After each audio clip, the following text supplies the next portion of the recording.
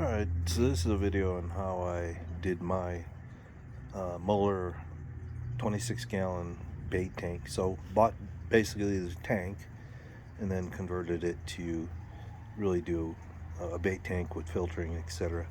So different than other people. So my thing is, where I've seen where other people had cracks or broke their tanks and stuff like that. First of all, so the only holes drilled in the tank are to mount the screws on the one half, which holds it down, which is the filter section, and then just the latch here to release the top.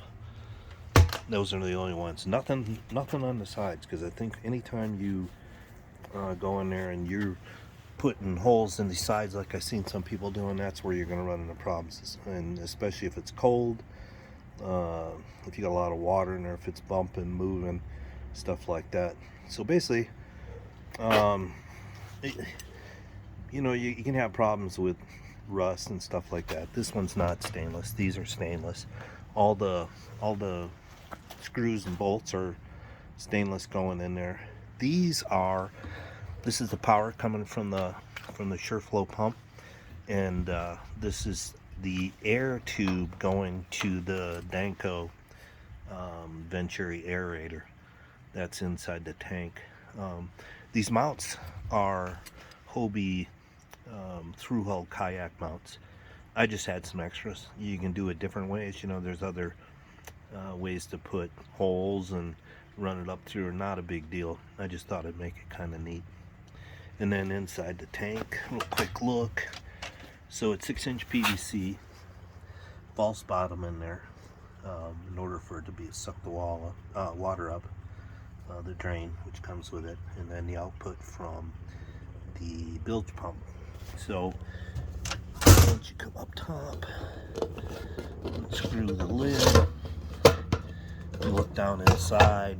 I ran the hoses up right through here in the wire, just easier, and then go through the side. So different people do this different ways, but a lot of them put PVC in, and I think ones I've seen, like this, holds the PVC down. Well, this kind of does, but if you look at my PVC, it's formed. So what I did was heat up the top of it, bent it out, so the lip that's right under here for this ring of this cap that I used, it fits right inside of there, so this can't move once it's bolted down. And then your filter material, you have a bunch of different options. Different people do different things. Up on top I have a coarse type filter, and then below it is two where they go from, sorry about my markings and stuff, they go from a coarse to a fine, and use two of them in there. And then down inside of there is just a whole thing for the water to come through, and then this piece comes up off of there. Hold on one second, which apparently it's on there pretty tight. Let's see if I can get that up.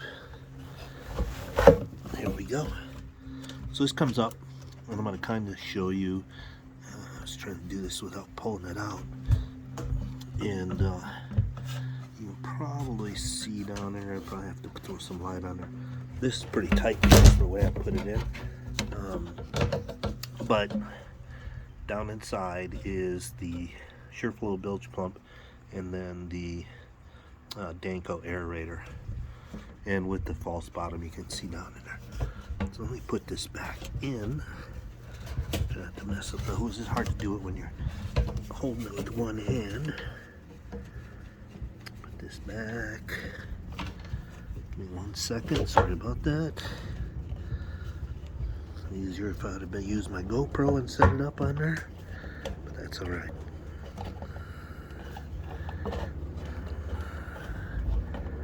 All right. See if I'm on there. I believe I'm on. Put the filters back down in. And these things you can rewash, or you can wash, but a whole roll of it to cut them out of on Amazon are real cheap, and this coarse one And you know, you got other options too. You can use polyfill. Polyfill I use in aquariums and stuff like that. It's a really good filtration system. So basically what it works is the bilge pump will, the water will flow up through the false bottom, up that tube, come up inside, water pressure will get it. Once you fill the tank, will make it come out of there, and the bilge pump will create a suction, which the water comes up and through the filters and back down. That's why the holes are in that plate. So let's go and kind of do this real time. I might speed up the video as we're doing it. I'm going to leave this off for now. And then the other thing, real quick like, is I put a waterproof connector on there and runs out for the power.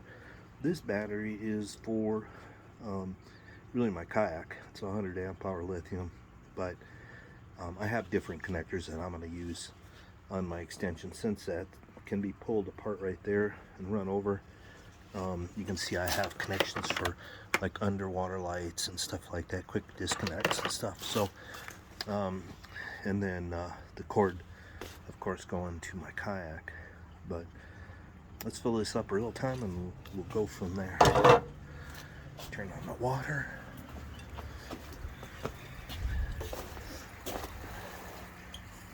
Squirt it all over the place. I'll try fast forward through this as we do it. Hopefully my drain is tight. This should hold. Fill her up. And then we're going to kind of watch the top here as it comes up.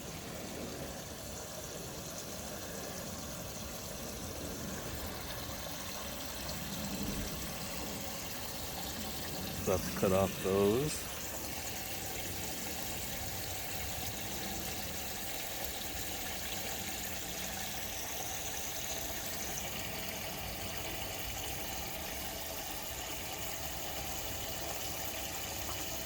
So it holds 26 gallons.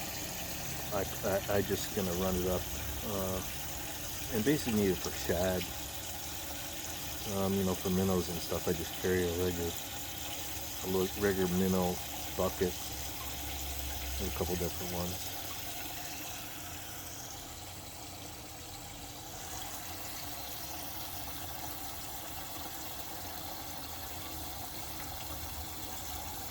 The water, once it gets to a certain level, it's going in through the quartz down on the bottom.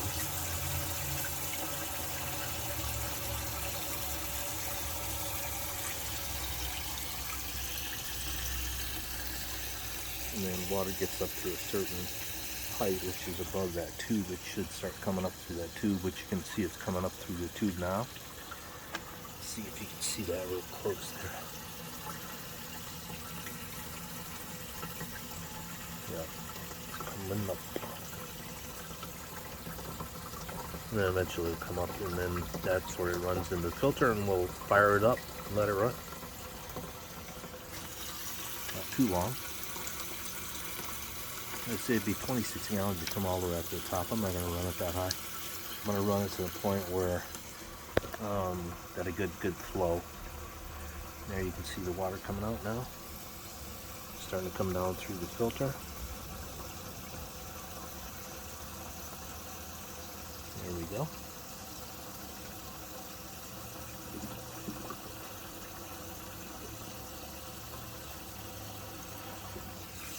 We'll fire up the bilge pump. Oops. And then we'll take that out. And the aerator. Take this off of here for now. And there we go. So it is. See how it's pulling the water down through there, or putting the water from the tank back up through there, and then it's sucking it back down through the filter. And then in the tank, you can see the bilge pump and the aerator. So the aerator's drawing water in through the airline, and it's aerating the water as it blows it on. I put it a little bit at an angle, so a little bit different. It's fairly good, fairly low. That's all there is to it. Just another idea of how to do it, because I know I see a lot of people doing the tanks a lot cheaper doing it this way than buying one.